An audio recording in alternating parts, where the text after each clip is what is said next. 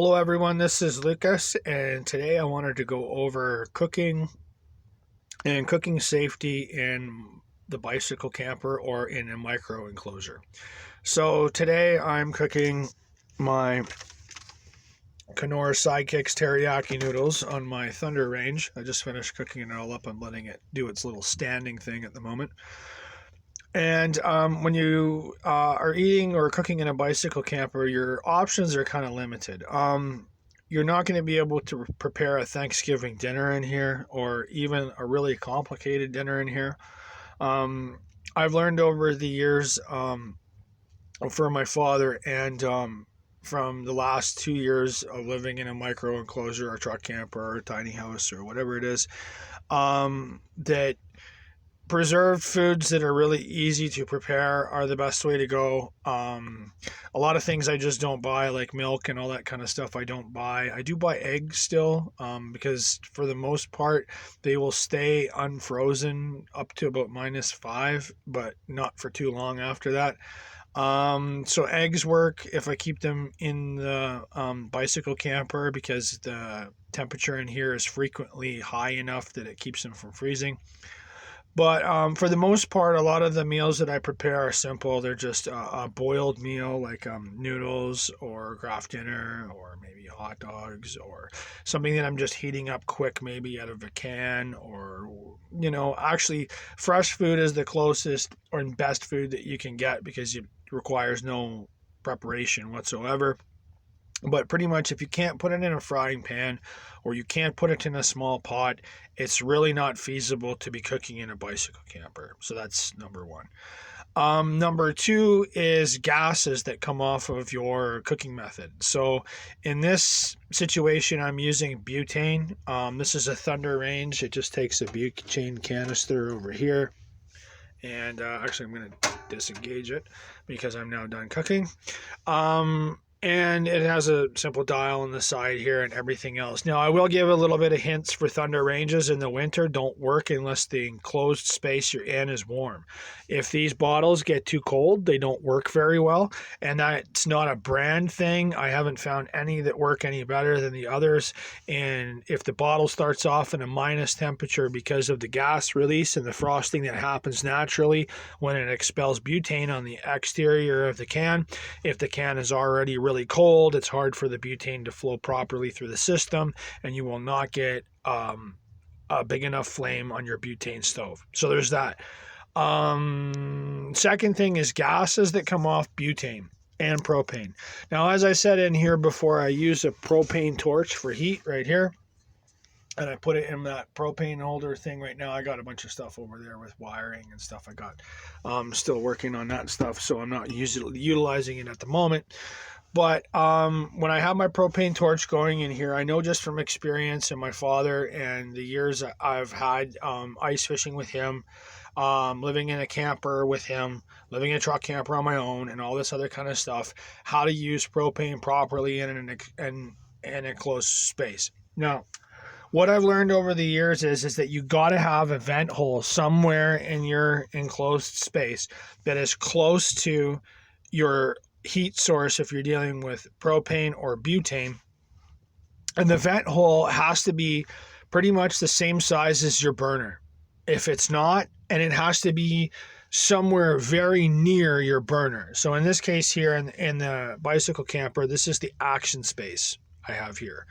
Now, I'm not so concerned about a vent hole right now because really I don't run my butane stove when I'm sleeping. Like, it's not a heat source. I just use it for cooking.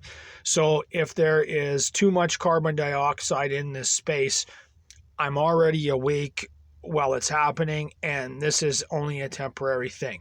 And it's nothing for me to open the door. I am going to be putting a vent hole at the back here.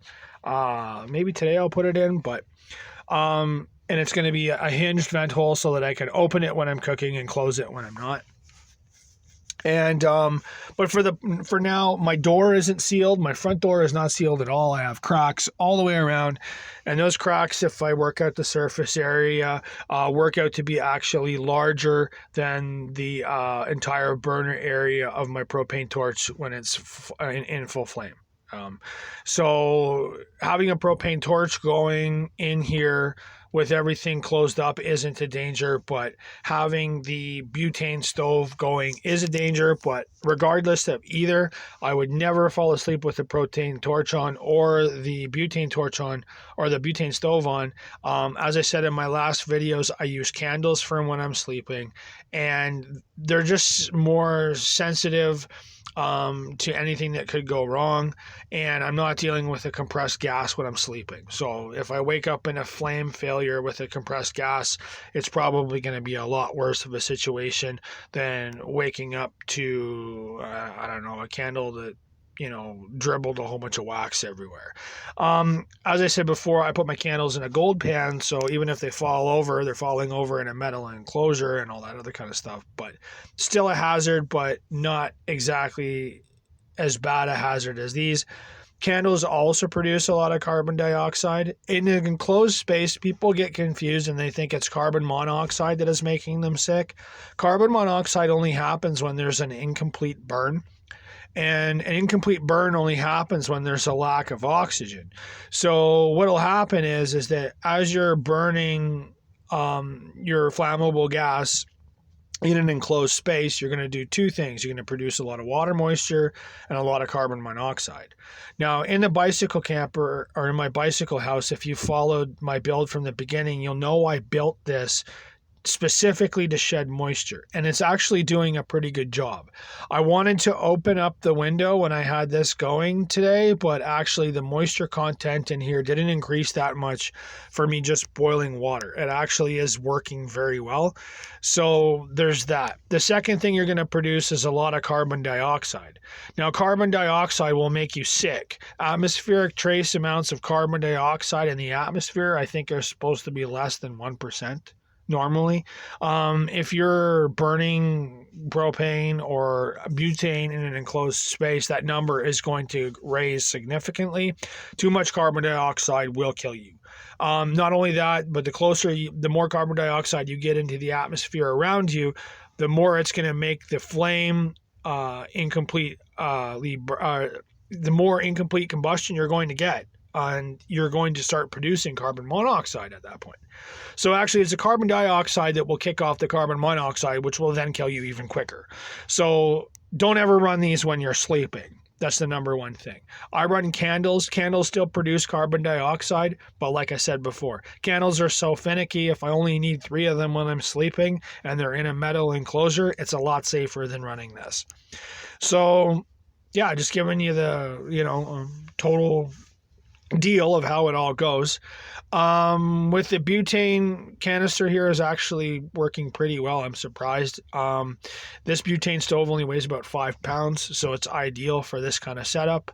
And I'm gonna had enough jawing. I've let my stuff sit for 7 minutes, so it should be ready to eat. And if you like these videos, give us a thumbs up and subscribe.